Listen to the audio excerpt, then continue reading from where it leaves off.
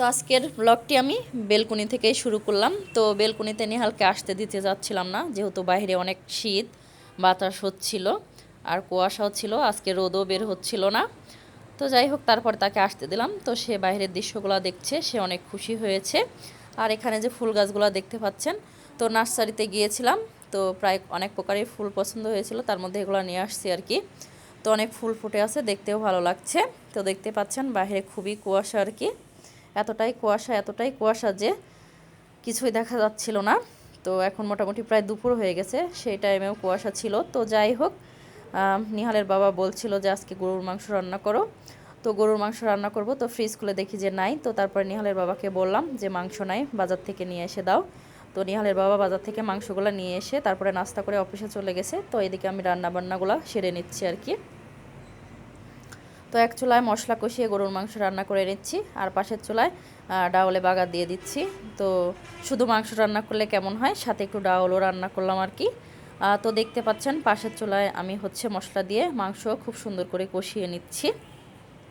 তো আজকে ভাবলাম মাংসটা প্রেশার কুকারে রান্না করে নিব। তো মাংসটা এ পর্যায়ে আমার কষানো শেষ, তো পানি দিয়ে দিলাম ঝোলের জন্য। তো এখন ঢাকনা দিয়ে লাগিয়ে রান্না করে নিব আর কি। সাথে কিছু আস্ত রসুনও দেবো আর কি। তো যেহেতু নিহালের বাবা আস্ত রসুন খেতে বেশি পছন্দ করে গরুর মাংসের সাথে, এজন্য যেদিন রান্না করি সেদিনই একটু রসুন দেওয়ার চেষ্টা করি আস্তগুলা। তো ফ্রিজ খুলে দেখলাম অনেকগুলা গাজর পড়ে আছে। তো গাজর সালাদ খেয়ে আর শেষ হচ্ছিল না, তো ভাবলাম আজকে একটু ভাজি করে নেই। তো ভাজিটা নিহালের বাবা পছন্দ করে আর কি। তো যাই হোক, গাজরটা কেটে সাথে কাঁচামরিচ আর পেঁয়াজ কুচি নিয়ে নিচ্ছি। তো এখন তেলের মধ্যে পেঁয়াজ একটু লাল লাল করে ভেজে একটু কাঁচামরিচ ফালিয়েও দিয়ে দিচ্ছি, তারপরে গাজরটা ভেজে নেব আর কি। তো গাজরের সালাদটা খেতেও ভালো লাগে। তো অনেকটা পরিমাণে গাজর ফ্রিজে ছিল, তো ভাবলাম গাজরগুলো নষ্ট হবে, নষ্ট করার থেকে একটু ভেজে নেই, খাওয়া হয়ে যাবে আর কি। তো পাশে আমি সালাদগুলো কেটে নিয়েছি, আর সাথে গাজরটা এখন তেলে দিয়ে দিচ্ছি। তো গাজরটা ভেজে নিচ্ছি আর কি। আর আপনি যদি আমার চ্যানেলে আজকেই নতুন এসে থাকেন, চাইলে আমার চ্যানেলটিকে সাবস্ক্রাইব করে নিতে পারেন। আর এই ভিডিওটি যারা ফেসবুক পেজ থেকে দেখছেন, চাইলে তারা পেজটা ফলো দিতে পারেন। আর আপনি যদি অলরেডি সেই কাজটি করে থাকেন, তো আপনাকে জানাই অসংখ্য ধন্যবাদ। তো রান্না হয়ে গেছে, তো প্রেশার কুকারের থেকে ঢেলে এখন ফ্রাই প্যানে দিয়ে দিয়েছি। তো এখন একটু গরম করে নামিয়ে নেব আর কি, সামান্য ঝোল শুকিয়ে নেব। তো রান্নাবান্না মোটামুটি শেষের দিকেই। তো ভিডিওটির কোথাও কোনো অংশ ভালো লেগে গেলে প্লিজ একটা লাইক দিতে ভুলবেন না। আর ভিডিওটি যদি বেশি বেশি ভালো লাগে কমেন্টের মাধ্যমে জানাতে পারেন, চাইলে ভিডিওটি ফ্রেন্ড ও ফ্যামিলির মাঝে শেয়ারও করতে পারেন। তো দেখতে পেলেন আমি সব খাবারগুলো টেবিলে গুছিয়ে নিয়েছি। তো দুপুর টাইম যেহেতু, তো নিহালের বাবা অফিস থেকে বাসায় চলে আসছে লাঞ্চ করার জন্য। তো যাই হোক, সে খেয়ে নিচ্ছে আর কি।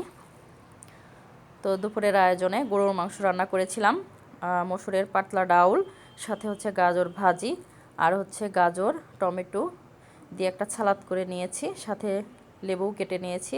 তো যাই হোক, এখন নিহাল আর নিহালের বাবা খেয়ে নিচ্ছে।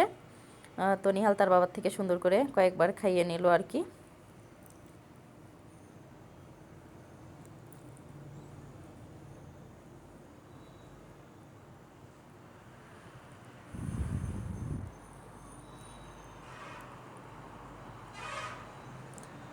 তো এখন মোটামুটি দুপুর হয়ে গিয়েছিল।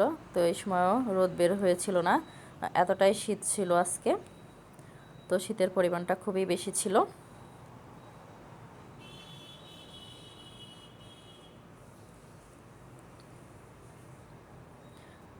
তো যাই হোক, ভিডিওটি দেখতে থাকুন, এনজয় করুন, আশা করছি ভালো লাগবে।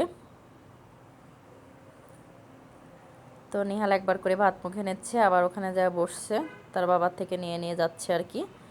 তো দেখতে এই অংশগুলো একটু বেশি ভালো লাগছে। তো ভাবলাম আপনাদের সাথে একটু ভিডিও আকারে শেয়ার করি। তো দেখতে পাচ্ছেন খুব সুন্দর করে খাইয়ে নিচ্ছে তার বাবার থেকে।